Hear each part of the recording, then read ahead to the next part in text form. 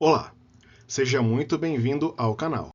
Neste vídeo, vamos resolver as questões 3 e 4 da prova de matemática da primeira fase do vestibular 2026 do ITA.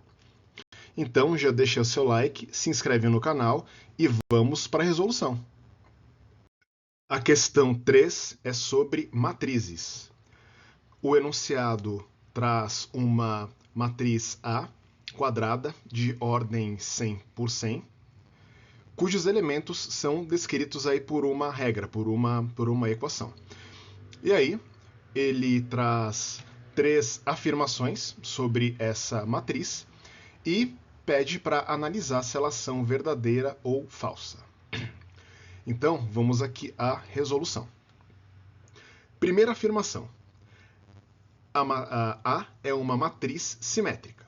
Então, a gente tem que lembrar aqui o que é uma matriz simétrica, né? A gente tem que lembrar que uma matriz é dita simétrica quando ela é igual à sua matriz transposta, né? Conforme está aparecendo aí na tela. Então, se a matriz é igual à transposta, ela é simétrica. Então, a gente pode aqui usar essa lei de formação dos elementos, né? Que o enunciado deu. Então, o elemento A e J é igual a 1 mais 1 menos I que multiplica 1 menos J. A gente pode aqui utilizar a comutatividade do produto dos números reais, tá? Então a gente pode escrever aí essa lei de formação como A e J é igual a 1 mais 1 menos J vezes 1 menos I, né? Eu só inverti a posição aqui dos termos do produto. E isso nada mais é do que AJI, né? Ou seja, a partir disso, a gente consegue concluir que a matriz A é igual a sua matriz transposta. Então, consequentemente, a primeira afirmação está correta, tá? Então, bom, uma afirmação fácil aí, né, de ser analisada, não precisava nem fazer conta, na verdade, era só usar a propriedade aí comutativa aqui da multiplicação dos números reais, tá? Para a gente poder concluir que a primeira afirmação é verdadeira. Afirmação 2. Cada linha da matriz A forma uma progressão aritmética. Então, para resolver aqui para analisar essa afirmação 2, a gente vai precisar fazer o cálculo, né, da diferença entre dois elementos consecutivos de uma linha qualquer aqui dessa matriz, né? Porque a gente tem que lembrar que, para que uma sequência seja considerada uma progressão aritmética, a diferença entre dois termos consecutivos dessa sequência, ela tem que ser constante, né? Ela tem que ser igual à razão da progressão. Então, o que a gente faz aqui? É simplesmente fazer a conta, tá? Conforme está aparecendo aí na tela. Eu estou fixando o I, né? A gente tem que lembrar aqui que essa notação A e J, o índice I é o índice da linha e o índice J é o índice da coluna. Então, eu fixo uma linha I qualquer, né? E aí, o J aqui vai variar, então eu simplesmente vejo aqui a diferença do J para o J menos 1, né, conforme está aparecendo aí na tela. Eu simplesmente substituí, né, o J e o J menos 1 aí na lei de formação que o enunciado traz. E a partir daqui é só fazer conta, tá? Conforme está aparecendo aí na tela o passo a passo. Né, dá um pouquinho de trabalho aqui de fazer essas contas, tem que tomar cuidado para não se enrolar, né, para não trocar sinal, esse tipo de coisa, né? Mas aí, fazendo isso, fazendo as contas direito, a gente vê que a diferença entre duas entradas, entre dois elementos consecutivos de uma linha qualquer dessa matriz, ela é igual a i menos 1, né? Como esse i, né, é um valor que é constante, então i menos 1 vai ser um valor constante. Então, consequentemente, a gente pode concluir que cada linha dessa matriz forma uma progressão aritmética. Tá? Então também foi um item relativamente fácil de ser analisado, né? Só fazer as contas aqui com cuidado e lembrar da definição de uma progressão aritmética, né? Para a gente poder analisar corretamente, né? Para concluir que é uma afirmação verdadeira. Agora, a afirmação 3 ela é mais complicada de analisar do que as outras duas, tá? A afirmação 3 é A é uma matriz singular. Então, a primeira coisa que a gente tem que fazer, tem que lembrar que uma matriz ela é dita singular quando ela não é invertível, né? E a gente também tem que lembrar que uma matriz ela não é invertível quando o determinante dela é igual a zero, tá? E aqui não tem muito jeito, tá? Aqui a gente vai ter que pegar, analisar essa lei de formação, analisar a matriz que vai ser criada para tentar achar algum padrão que nos faça chegar em alguma conclusão, tá? Aqui realmente não tem receita muito para fazer. Para resolver aqui esse item, tá? Eu busquei aqui, na verdade, encontrar algum padrão, alguma coisa que me faça concluir, né, que me faça me faça chegar a alguma conclusão sobre a nulidade desse determinante, tá?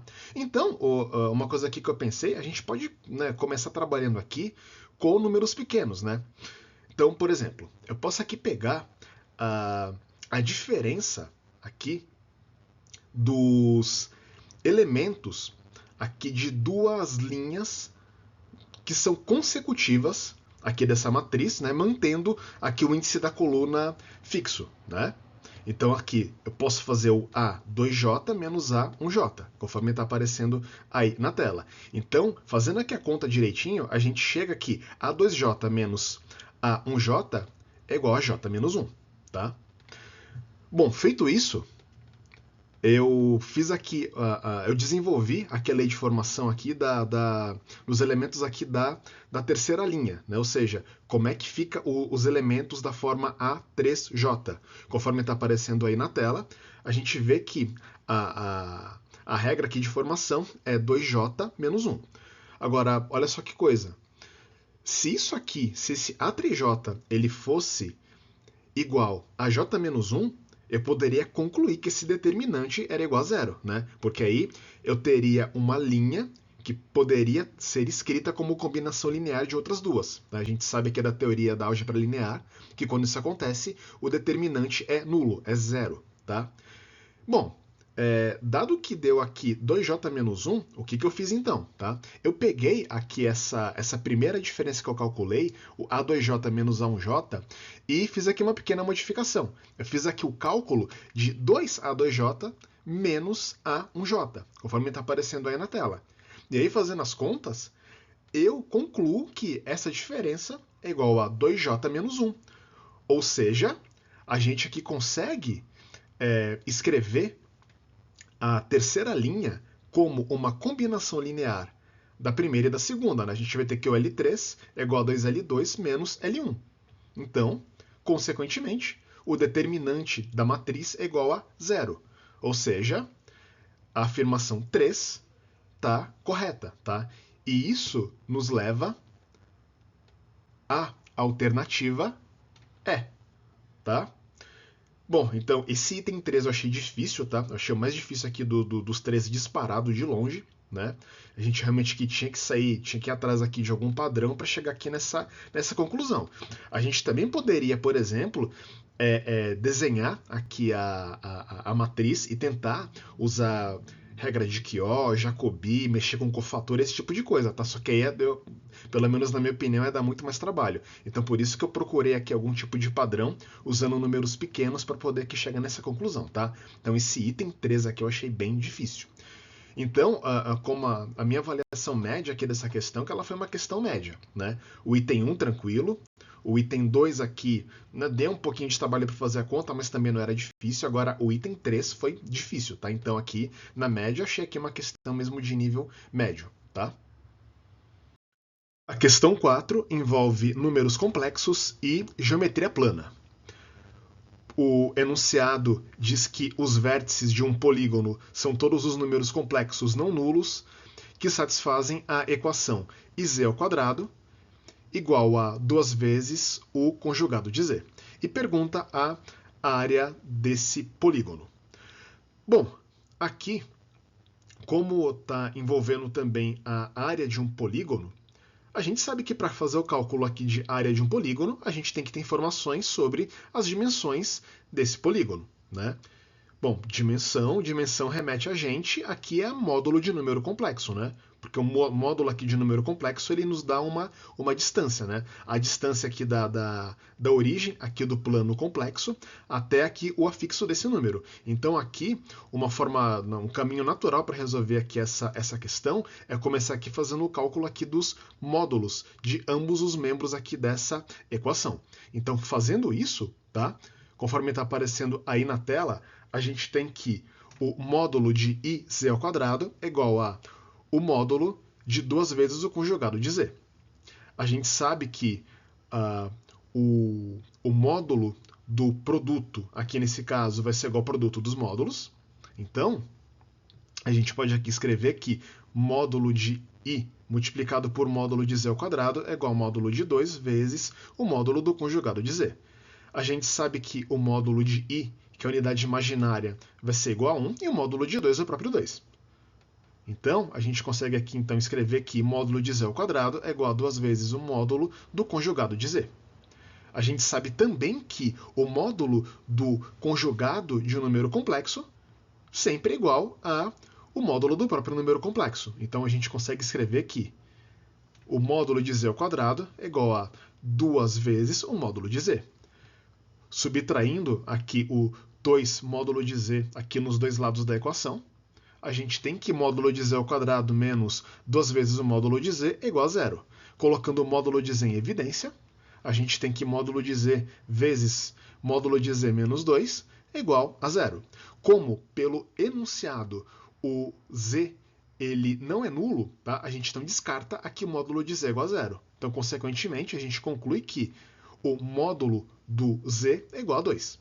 Então, a gente já tem aqui uma informação sobre esse número complexo, sobre o z. A gente pode aqui escrever esse número aqui na forma trigonométrica, né? Então, a gente pode escrever o z como 2 vezes o cosseno de θ mais i seno de θ, onde o θ aqui é o argumento desse número complexo. Então, substituindo aqui esse valor aqui de z, né, na equação do enunciado, a gente, conforme está aparecendo aí na tela, tá, a gente tem que i multiplicado por 4 vezes o cosseno de 2θ mais i seno de 2θ é igual a 2 vezes 2 cosseno de θ menos i seno θ. Tá? Só uma observação aqui no lado esquerdo, eu estou usando aqui uma das fórmulas de De Moivre. Tá? Eu estou simplesmente aqui elevando o módulo ao quadrado, né? E depois aqui, na parte aqui interna, na parte aqui trigonométrica, né? Eu estou simplesmente aqui multiplicando por 2 aqui os argumentos aqui, tanto aqui no seno quanto no cosseno. Isso aqui é uma das leis de De Moivre, né? E desenvolvendo aqui, conforme está aparecendo na tela, tá? Eu aqui desenvolvi, né? E agrupei aqui os termos convenientemente, né? Porque do jeito que está aparecendo aqui na tela, eu tenho que um número complexo igual a zero, né? Menos cosseno de θ mais seno de 2θ mais cosseno de 2θ mais seno de θ i é igual a zero. Bom, a gente sabe que para que um número complexo seja igual a zero, a sua parte real e a sua parte imaginária devem ser ambas iguais a zero, tá? Então, fazendo aqui a parte real igual a zero, tá? Conforme está aparecendo aí na tela, tá? Eu posso pegar esse seno de 2θ aqui e abrir, né? Usando aqui a fórmula do seno do arco duplo, a gente chega em cosseno de θ mais 2 seno de θ cosseno de θ igual a zero. Colocando aqui o cosseno de θ em evidência, a gente tem que cosseno de θ multiplicado por 1 mais 2 seno de θ é igual a zero. Então, consequentemente, daqui a gente tira aqui o cosseno de θ é igual a zero, ou 1 mais 2 seno de θ é igual a zero. A gente também pode fazer a mesma coisa aqui com a parte imaginária, ou seja, igualar o cosseno de 2θ mais seno de θ a zero. Tá?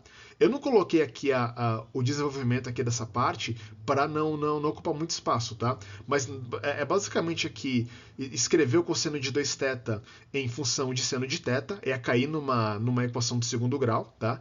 Que a gente acha como soluções o seno de θ igual a 1 ou seno de θ é igual a menos meio. Então, por conta disso, por conta das soluções aqui dessas equações, tá?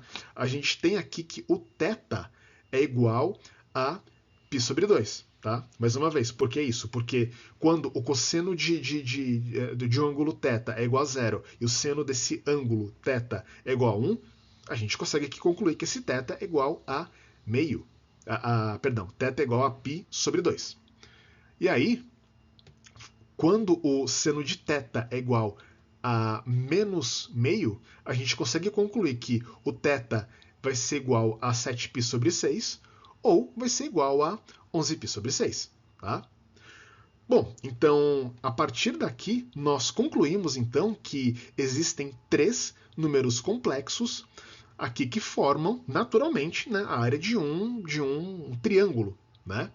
Então, como é que a gente obtém esses 3 números complexos? É só substituir aqui esses valores aqui de θ obtidos aqui na expressão aqui do número z. Então, por exemplo, substituindo aqui o θ igual a π sobre 2, conforme está aparecendo aí na tela, a gente vai ter que z1 é igual a 2 vezes o cosseno de π sobre 2, mais i seno de π sobre 2. Como o cosseno de π sobre 2 é igual a 0 e o seno de π sobre 2 é igual a 1, a gente vai ter que z1 é igual a 2i. Substituindo aí o θ igual a 7π sobre 6, conforme está aparecendo aí na tela e desenvolvendo, a gente vai chegar na conclusão de que z2 é igual a menos raiz de 3 menos i. Substituindo aí o θ igual a 11π sobre 6, a gente conclui que o z3 é igual a raiz de 3 menos i.